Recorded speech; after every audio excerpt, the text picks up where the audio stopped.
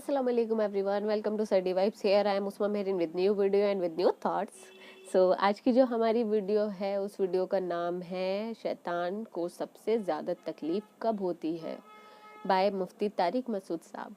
सो इस वीडियो को लेके अगर मैं बोलूँ तो जब हम नमाज़ पढ़ते हैं तब होती होगी, क्योंकि हमें वो बहुत बहकाता है. आप सबके साथ भी ये चीज़ होती है, जब आप नमाज़ पढ़ते हो तो इचिंग होने लगती है बॉडी में, बस मन करता है, ध्यान बहकने लगता है और उसी टाइम सारी चीज़ें दिमाग में आती हैं, ये भी करना है, वो भी करना है, ये काम रुक गया. जो चीज़ें हमें दिनों में याद नहीं होती वो चीज़ें हमें उस टाइम याद आने लगती हैं. पता नहीं किस किस चीज़ के बारे में ख्याल आने लगते हैं, फोकस हिलने लगता है. ऑनेस्टली इस चीज़ को लेके तो मेरे को जो लगता है वो यही लगता है कि शैतान को हमारी नमाज से ज़्यादा ही तकलीफ़ होती है, बहुत ज़्यादा होती है, बहुत बहकाता है. और सबसे ज़्यादा शैतान की जो मैंने सुना है वो सहेली जो होती है वो नींद होती है. नमाज़ पढ़ते टाइम बहुत नींद आती है, या कुरान पढ़ो तो बहुत ज़्यादा झोंके आने लगते हैं. सो देखते हैं मुफ्ती साहब ने हमें क्या बताया है कि उसे कब तकलीफ़ होती है. देखते हैं इस वीडियो को और देते हैं अपने रिएक्शन. Let's watch. मुफ्ती तारिक मसूद के बयानात के लिए तारिक मसूद ऑफिशियल को सब्सक्राइब करें. मेरे चैनल को भी सब्सक्राइब करो guys please. Tariq Masood official.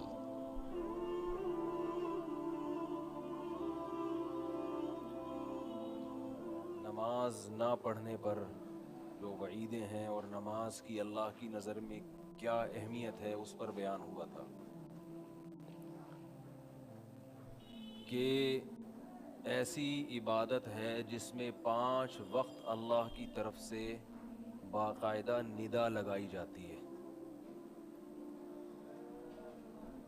यानी अल्लाह की तरफ से बाकायदा मुअज्जिन को लगे बंदे अल्फाज दिए गए हैं कि इन अल्फाज के साथ तुमने लोगों को इबादत के लिए बुलाना है, और उसमें अपनी तरफ से चेंजिंग की इजाज़त नहीं है. उसके बाद भी अगर कोई मस्जिद में ना आए तो ये बहुत बड़ी बदबख्ती है. तो अज़ान अल्लाह को बहुत पसंद है. जो चीज़ आपको बहुत ज़्यादा पसंद होती है वो आपके दुश्मन को बहुत ज़्यादा नापसंद होती है. ऐसा ही है ना भाई, आप जिस चीज़ को देख के बहुत खुश होते हैं तो आपका दुश्मन उसे देख के उतना ही गमज़दा होगा. इसी वजह से हदीस में आता है, सही हदीस, कि जब आज़ान होती है आप सल्लल्लाहु अलैहि वसल्लम ने फरमाया शैतान ऐसे भागता है, वलहू ज़ुरात.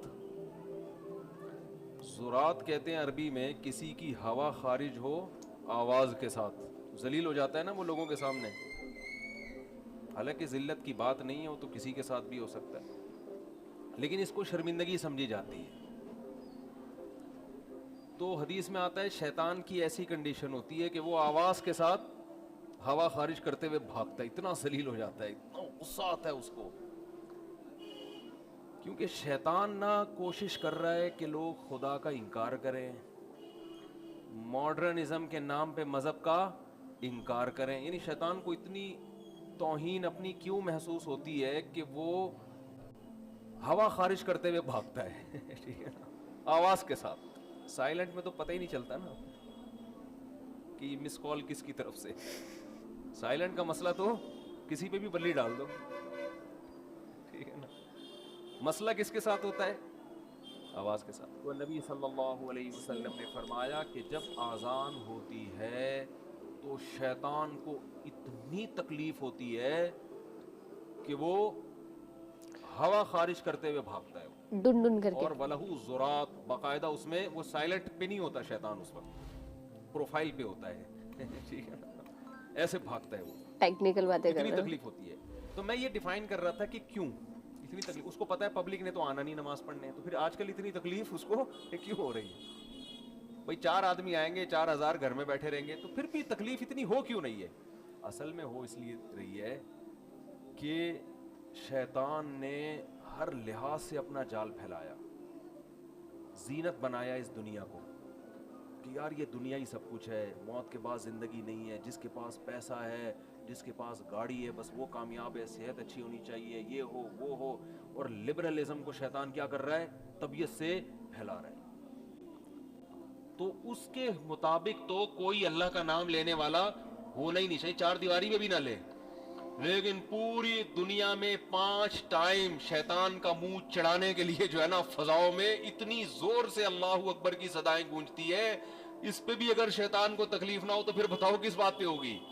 اس لیے حدیث میں آتا ہے تھوڑی تکلیف نہیں ہوتی ہے, ایسے ہوتی ہے کہ ذلیل ہو جاتا ہے, وہ ایسے ہوا خارج کرتے ہوئے بھاگتا ہے, بدبو کے ساتھ, آواز کے ساتھ ایسے بھاگ رہا ہوتا ہے. یہ ایک تشبیہ ہے نا, ہمیں کیا پتا شیطان کو, اب یہ تو ہمیں سمجھانے کے لیے ہے نا, اس پہ کوئی ایسا نہ ہو کہ یار شیطان کیا کھاتا ہے جو اس کے ہوائیں بھی خارج ہوتی ہیں, اور جنات تو آگ سے بنے ہوئے ہیں, تو وہ ایک ہمیں ہماری زبان میں سمجھایا جائے گا نا, تو ہمیں ہمارے محاوروں میں ہماری زبان میں سمجھایا جائے گا. تو جو ہوتی ہوگی شیطان کی ہمیں کیا پتا, کوئی شیطان سے ملاقات ہوگی تو پوچھ لیں گے بھائی, شیطان کہے گا اذان کروا کے دیکھ لو تو خود ہی پتہ چل جائے گا. تو اتنی تکلیف ہوتی ہے کہ میں اسلام کو ختم کرنے کے لیے کتنا دنیا میں کوشش میں لگا ہوا ہوں, اور مسلمانوں کی خلافتیں ختم کروا دی میں نے, آپس میں لڑوا دیا, دیوبندی بریلوی اہل حدیث اور ان بحثوں میں الجھا دیا, اور پتہ نہیں کیا کیا کروا دیا, لیکن پھر بھی سورج طلوع ہونے سے پہلے اذانوں کی آوازیں پوری دنیا میں, کسی کا باپ بھی ان کو نہیں روک سکا. اور کتنا مشکل کام ہے, اب تو لاؤڈ سپیکر آ گئے, اب تو بند کمروں میں, جب یہ لاؤڈ سپیکر نہیں تھا مؤذن مینار کی چھت پہ کھڑا ہو کر اذان دیتا تھا. کتنی ہوتی ہیں, یا تو ہوتا نا 25 لاکھ روپے یا 1.5 لاکھ روپے اس کو مل رہے ہوتے مؤذن کو, تو ہم کہتے چلو یار پیسوں کے لیے اتنی تھوڑی تھوڑی تنخواہوں میں صبح اٹھ کے مینار پہ چڑھتے تھے. وہ میں اکثر ایک واقعہ سناتا ہوں, آج بھی سنا دیتا ہوں. حضرت مفتی تقی عثمانی صاحب دامت برکاتہم سے یہ واقعہ میں نے براہ راست سنا ہے کہ ایک آدمی پچھلی زمانے میں نا صدیوں پہلے کسی نے جھوٹی نبوت کا دعویٰ کیا, تو آپ کو پتا ہے ہر جھوٹے کے ساتھ 8-10 چمچے مل جاتے ہیں, اس کے ساتھ ایک چمچہ ہو گیا. تو جھوٹی نبوت کا دعویٰ کیا, اور پھر یہ لوگ سفر کر کے کہیں جا رہے تھے, تو کوئی ایسے سردیوں کا علاقہ تھا, ایسے ٹھنڈے جگہ پہ پہنچے جہاں بہت برفانی ٹھنڈ اور ہوا کے جھونکے, سردیوں میں ہوائیں جن علاقوں میں چلتی ہیں بہت کڑاکے دار سردی ہوتی ہے. تو اس جھوٹی نبوت کے دعوے دار کو نا اذان کی آواز آئی, اور اس اذان میں مؤذن کے الفاظ تھے اشہد ان محمد رسول اللہ, میں گواہی دیتا ہوں کہ محمد اللہ کے رسول ہے صلی اللہ علیہ وسلم. تو اس نے کہا کہ یار یہ آواز کہاں سے آ رہی ہے, اپنے چیلے سے کہا. اس نے کہا اپنے جو بھی مرشد اس کا, جو بھی پیر قذاب, اس سے کہا وہ دیکھ مینار پہ مؤذن چڑھا ہوا ہے اندھیرے میں, اتنی سخت سرد ہواؤں میں وہاں چڑھا ہوا ہے, اور کیا کہہ رہے اشہد ان محمد رسول اللہ. اس وقت جب سب سو رہے ہیں, اس نے کہا یار ہم نے جو نبوت کا دعویٰ کیا نا واپس لے لیتے ہیں ٹھیک ہے نا, ہم نے جو دعویٰ کیا نا نبوت کا, بہتر ہے کہ ہم اس سے کیا کر لیں, رجوع کر لیں, کیونکہ یہ پروٹوکول کسی سچے نبی کو تو مل سکتا ہے کہ رات کے آخری حصے میں عرب سے اتنا دور اندھیرے میں اٹھ کے سردیوں میں ایک آدمی کھڑے ہو کر محمد صلی اللہ علیہ وسلم کی نبوت کی شہادت دے رہا ہے, تو یہ عزت اور مقام کسی سچے نبی کو مل سکتا ہے, ہماری دکان چلنے والی نہیں ہے. عقل مند تھا, رجوع کر لیا اس نے, اور یہ رجوع الحمدللہ آج بھی سعودی عرب میں لوگ کر لیتے ہیں. پاکستان میں ایک شخص نے امام مہدی کا دعویٰ کیا, تو یہاں تو آپ کو پتا ہے امام مہدی کا بھی دعویٰ چلتا ہے, نبوت کے بھی چل جاتے ہیں, کچھ بھی چلاؤ کچھ لوگ اکٹھے ہو جائیں گے آپ کے گرد. تو وہ جب سعودی عرب گیا نا, وہ تو حکومت سعودیہ کو پتا چل گیا, حکومت سعودیہ نے گردن اڑانے کا حکم دیا اس کا نا, وہاں تو فوراً پکڑائی میں آؤ ہمارے حضرت یہ واقعہ سنایا کرتے تھے, بہت پرانا واقعہ ہے. تو کسی طرح وہ بھاگ کر آ گیا, تب لوگ اس کے پاس جا رہے ہیں, سنا آپ امام مہدی ہیں, کہہ رہے ہیں میں نے رجوع کر لیا ہے. حالانکہ امام مہدی سے تھوڑی رجوع ہوتا ہے, تو مسئلے سے تو رجوع ہوتا ہے, لیکن وہ کہا الحمدللہ ہم نے کیا کر لیا ہے, رجوع کر لیا. تو ہمارے حضرت اس بارے میں بڑی تعریف کرتے تھے اس معاملے میں کہ وہاں آپ کو وہاں اس طرح کی دکانیں نظر نہیں آئیں گی, جادوگر بھی نہیں نظر آئیں گے آپ کو سعودی عرب میں. خیر, وہاں کا تو رول ہی الگ ہے. اللہ کو یہ آواز بہت زیادہ پسند ہے, اور شیطان کو یہ آواز بہت بری لگتی ہے, بہت بری لگتی ہے. تو یہ کیوں پسند ہے؟ اس لیے کہ یہ اللہ کی کبریائی کو 5 وقت اللہ کی کبریائی بیان ہوتی ہے.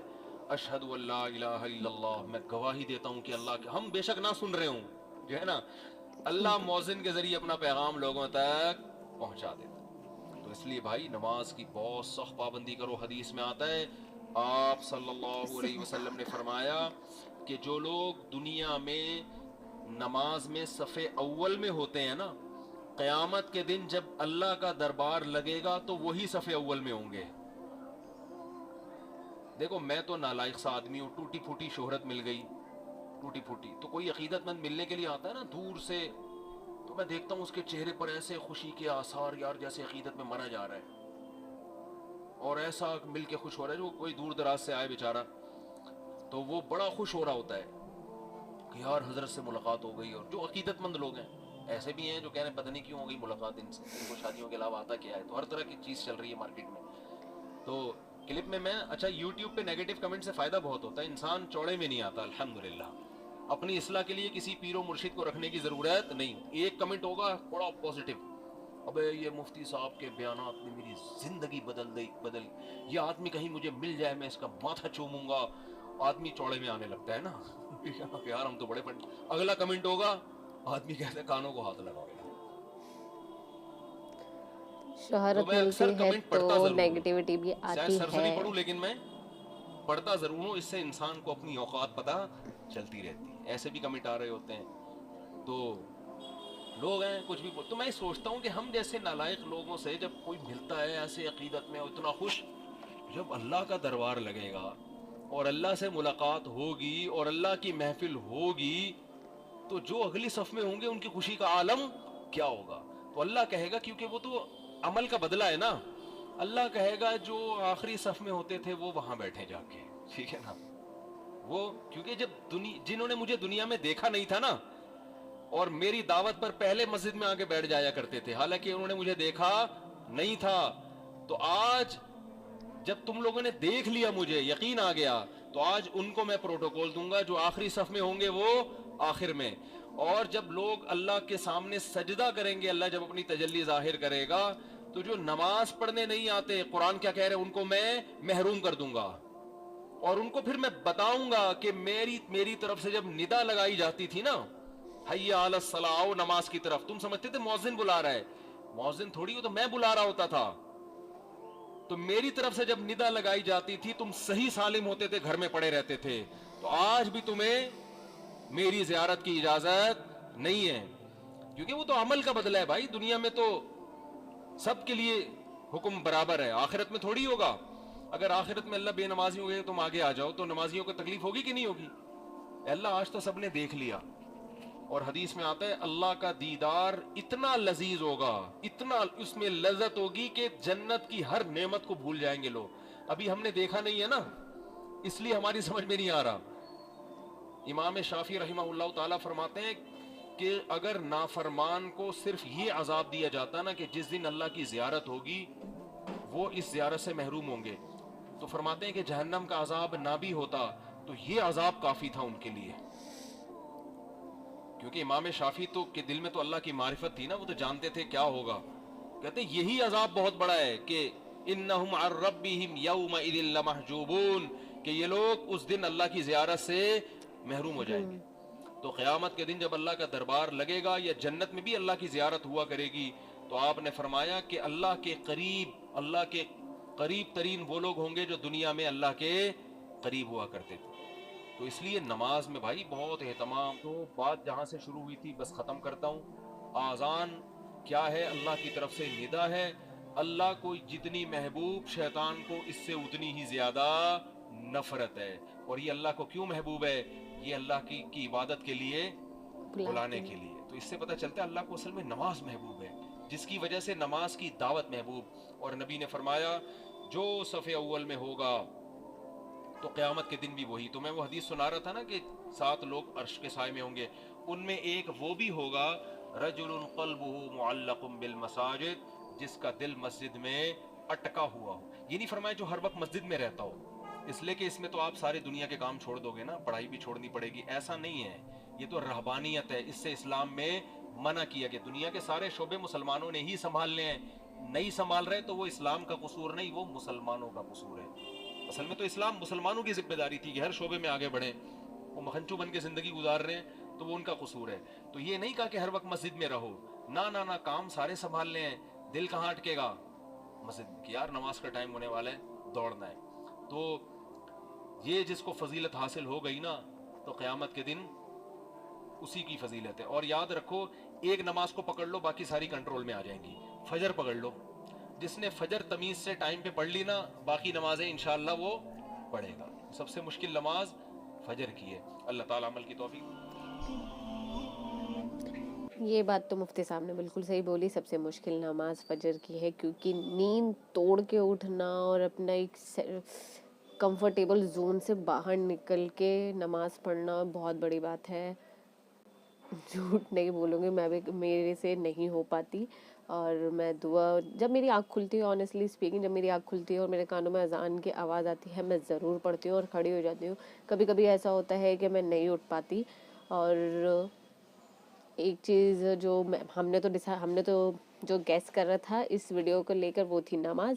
لیکن یہ نماز سے زیادہ امپورٹنٹ چیز جو ہے وہ اذان. اوہو, میں سن کے بہت امپریسو سی ساؤنڈ ہوا کہ اذان سے شیطان دور بھاگتا ہے. بہت ہی عجیب سی, تھوڑی عجیب سی کچھ چیزیں ہوتی ہیں جو دل کو سکون دیتی ہیں. بس اذان بھی ان میں سے ایک ہے. مجھے میری ایک کوئری ہے, اگر آپ لوگوں کو پتہ ہو یا پوچھ کے مجھے کسی سے بتا سکو یا کمنٹ ضرور کرنا اس چیز کو لے کے. میں نے موسٹلی سنا ہے, کچھ لوگ بولتے ہیں کہ جب اذان ہو رہی ہو تو آپ اس ٹائم پہ قرآن شریف پڑھ رہے ہو تو رک جاؤ. کچھ کہتے ہیں تو کنٹینیو کرو کیونکہ اللہ کا ہی کلام پاک ہے. تو میں کنفیوز ہوں کہ کنٹینیو کرنا چاہیے یا نہیں کرنا چاہیے. مجھے اس چیز کو لے کے کنفیوژن ہے. پلیز کمنٹس میں مجھے بتانا آپ لوگ. اور اف مفتی صاحب سے ڈائریکٹ اگر کوئی ہو تو پلیز ان سے ہی پوچھ کے بتا دینا, یا جو بھی ہو پلیز مجھے کمنٹ ضرور کرنا. اور ویڈیو اچھی لگی ہو تو, اور ہاں ایک چیز اور بولنا چاہوں گی, مفتی صاحب نے جو اپنی ویڈیو میں بولا شہرت کے ساتھ ساتھ نیگیٹو کمنٹس سب کو آتے ہیں, اور اس چیز سے سب سے پہلی بات تو کسی کو کوئی گھمنڈ ہونا نہیں چاہیے. سب اگر اللہ پاک یہاں لا سکتا ہے تو یہاں گرانے میں بھی کوئی ٹائم نہیں لگتا. اگر عزت یوں چٹکیوں میں دیتا ہے تو چٹکیوں میں چھین بھی لیتا ہے اللہ. تو کبھی گھمنڈ نہیں کرنا چاہیے, جیسے ہو ویسے رہو, وہی زیادہ بیٹر ہوتا ہے. مجھے موسٹلی زیادہ کمنٹس آتے ہیں, کچھ بہت ایسا نہیں ہے کہ ہر ٹائم اچھے کمنٹس ہی آتے رہتے ہیں, نیگیٹو کمنٹس بھی آتے ہیں. تو ان کو بھی پازیٹیو لینا میرے اوپر ہے کہ میں ان نیگیٹو کمنٹس کو کیسے لوں, کیونکہ ضروری نہیں ہے کہ میں نیگیٹو کمنٹس کو نیگیٹو ہی لے کے بیٹھی رہوں. ہر چیز کا الگ الگ دو ایکسپیکٹ ہوتے ہیں. فمبل ہو رہا ہے, ہر چیز کے دو ایکسپیکٹس ہوتے ہیں. ہر پازیٹیو چیز کا بھی ہوتا ہے, نیگیٹو چیز کا بھی ہوتا ہے. سو کیا ہی بولوں, بہت ساری ویڈیو, یہ جو ویڈیو ہماری اس کے اوپر بہت زیادہ چرچا ہو گئی ہے. سو ویڈیو اچھی لگی ہو یا ریئیکشن اچھا لگا ہو تو پلیز ویڈیو کو لائک کرنا, شیئر کرنا اور سبسکرائب کرنا ہمارے چینل کو. Thank you so much. اللہ حافظ. ایسے ہی ویڈیو سجیسٹ کرتے رہنا. اور میں اگر فاسٹ بولتی ہوں تو پلیز مجھے کمنٹ کر کے ضرور بتانا کہ آپ بہت فاسٹ بول رہے ہو, تھوڑا سلو ہو جاؤ. So please thank you so much. اللہ حافظ.